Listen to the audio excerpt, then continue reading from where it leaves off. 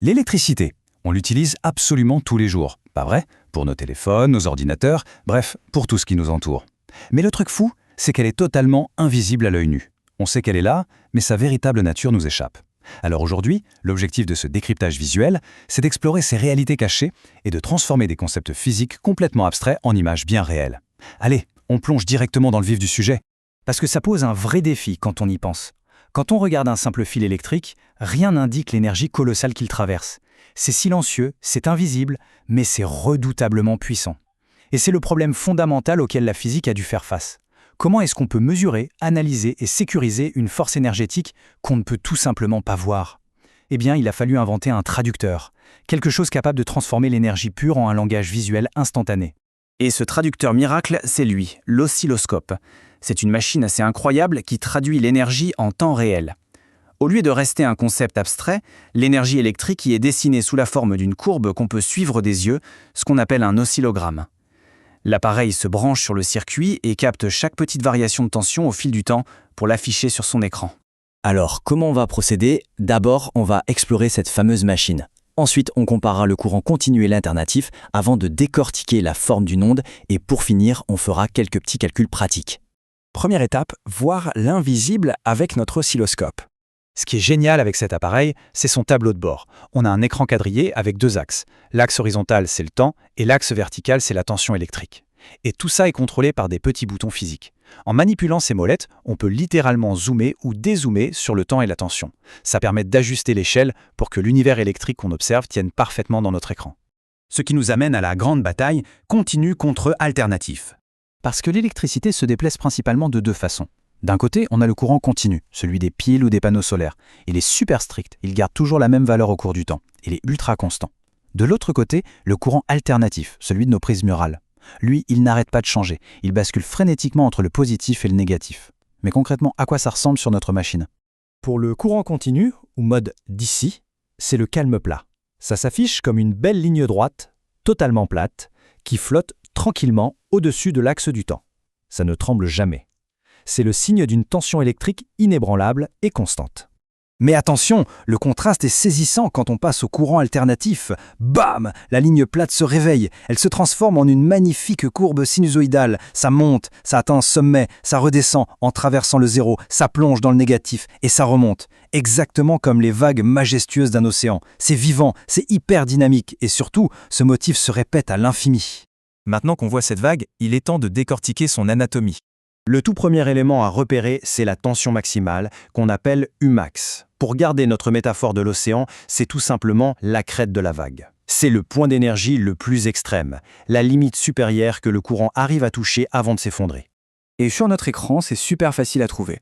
On part de l'axe central horizontal, qui est le zéro absolu, et on compte les carreaux vers le haut jusqu'à la pointe de la crête. Ce chiffre, c'est notre point de départ pour le calcul. Une fois qu'on a compté les carreaux, la formule est toute simple. La tension maximale, c'est la sensibilité verticale de la machine multipliée par ce nombre de carreaux. Par exemple, si la crête fait 2,6 carreaux de haut et que la machine est réglée sur 2 volts par carreau, on multiplie 2 par 2,6 qui donne 5,2 volts. Et voilà, l'image est mathématiquement décodée. Ensuite, on a la deuxième caractéristique clé, la période, notée avec un grand T. Si la tension maximale c'était la hauteur, la période, c'est le temps. C'est la durée chronologique exacte qu'il faut à l'onde pour accomplir un cycle complet et revenir à sa position de départ. Bref, c'est le temps que dure une seule marée électrique. Visuellement, la période se mesure à l'horizontale. On regarde l'écart entre deux crêtes consécutives. On compte simplement combien de divisions, de carreaux, séparent une vague de la suivante sur notre axe du temps. Et pour le calcul, c'est la même logique élégante. La période, c'est le nombre de carreaux horizontaux multiplié par notre réglage de temps.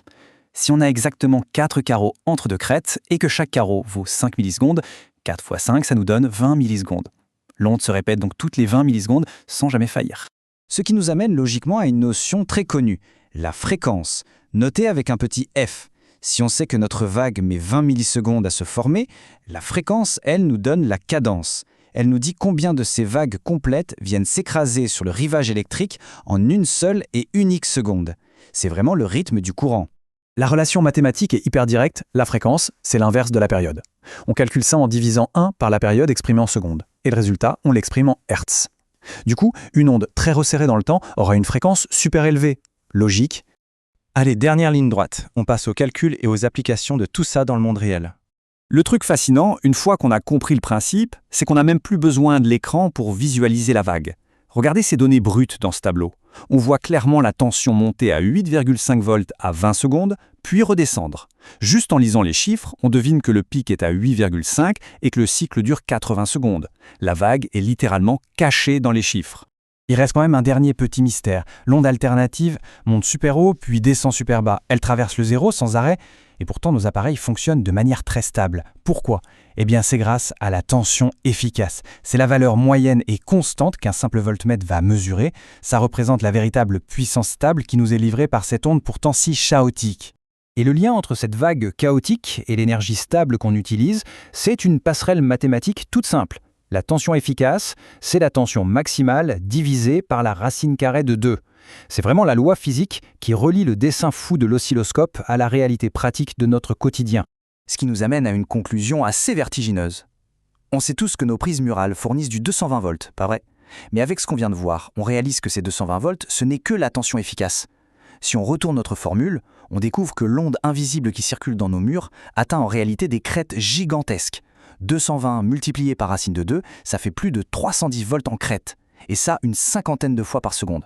Ça donne vraiment envie de regarder le moindre petit chargeur avec un peu plus de respect la prochaine fois qu'on le branche, vous ne trouvez pas ? Actually, scratch that rule. Let's say, ça fait réfléchir la prochaine fois qu'on branche un appareil. Ça fait vraiment réfléchir sur les forces invisibles qui pulsent en permanence tout autour de nous.